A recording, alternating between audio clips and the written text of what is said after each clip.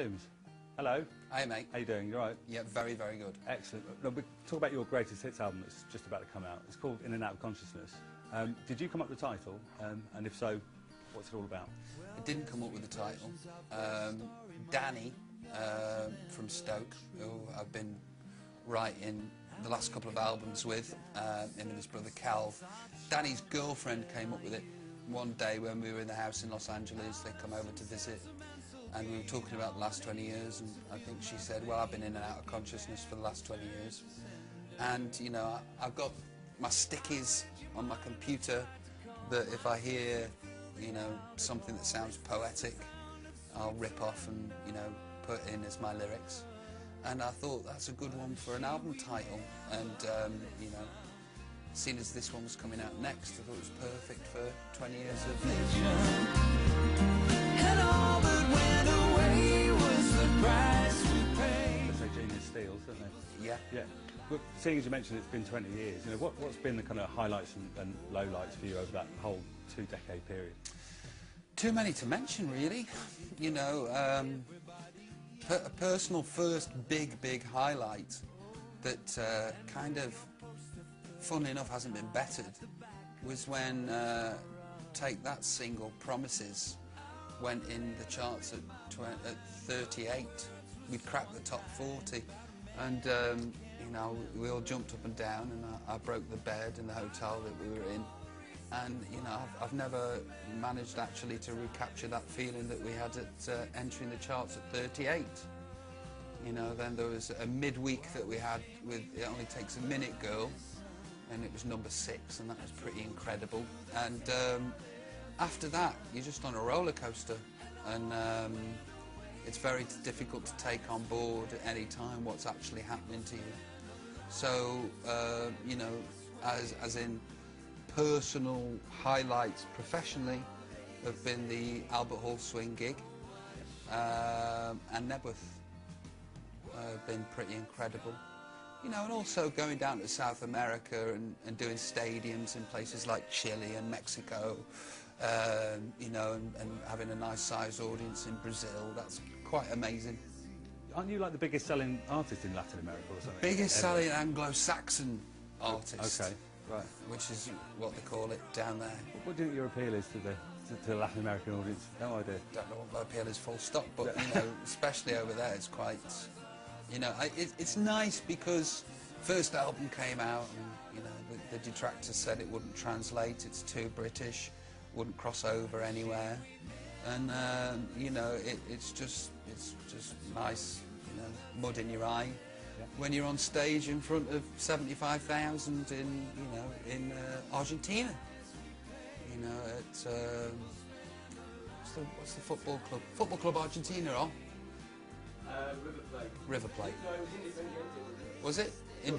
It was River Plate Stadium. Yeah, it's quite an amazing achievement. Feels good. And the best looking women in the world in Argentina, you once said. Yeah, they are absolutely, without a shadow of doubt, the best looking women in the world.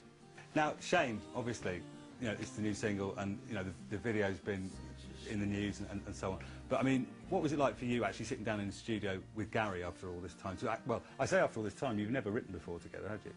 We had. We wrote a song called Our Music,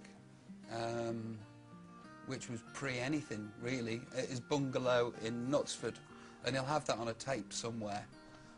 So that was the first tune that didn't manage to be good. Yeah. And the second one, proper, you know, where we're both on level terms, was Shame. Yeah. You know, and it's a magical day because we'd had the big chat.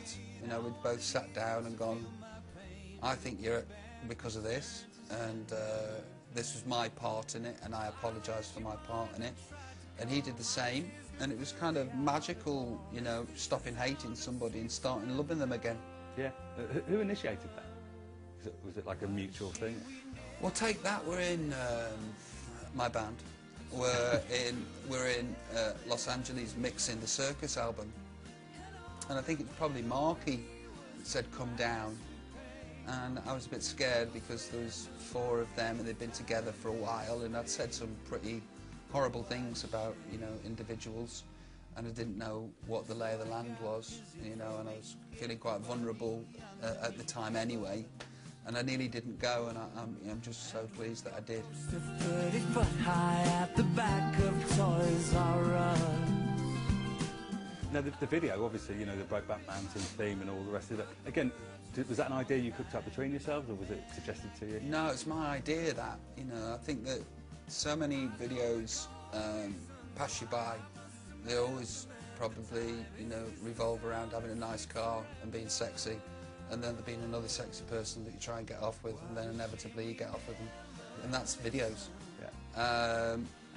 I like to try and do something that's a bit thought-provoking, something that, you know, people might talk about, and you know, there's also a case for, you know, there's a lot of gay pop stars pretending to be straight, so it's about time that the straight pop star pretended to be gay.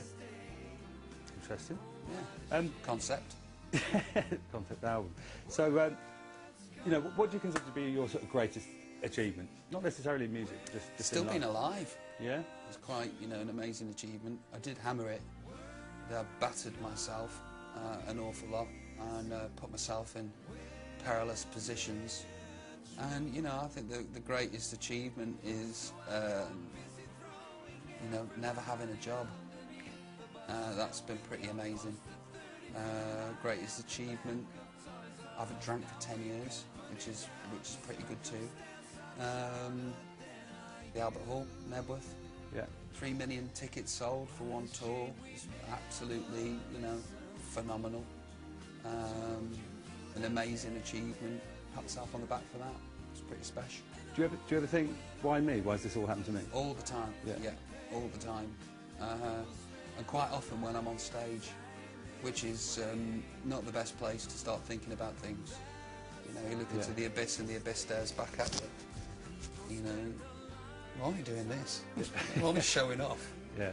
But you don't want to be sort of self-conscious in the moment, do you? Because you lose the... No, well, you know, it's cabaret and you're acting, and best not think about it.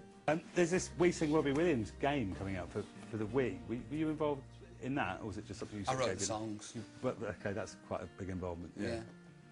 Wrote the songs. Happy to be a part of that. Okay. Whatever that is. But in that case, which of those songs are you most proud of having written? What's on it? Angels. That'll be on it, won't it? Angels. Everyone likes that one, don't they? Yeah. Yeah, you know, I've been searching for another Angels and haven't quite, you know, been fortunate enough to stumble across one. So, and you know, I love the tune, and it gave me what I've got today. So. Do you genuinely still love singing it? Oh, Is it? yeah. Yeah. It's not a case. It doesn't feel like an albatross for you. No, not at all. Brilliant. Okay, and finally, what's your biggest regret? Saying I'm rich beyond my wildest dreams. I think that's my biggest regret. All right. Thank you very much, Robbie Williams. Because, you know, I dream bigger these days.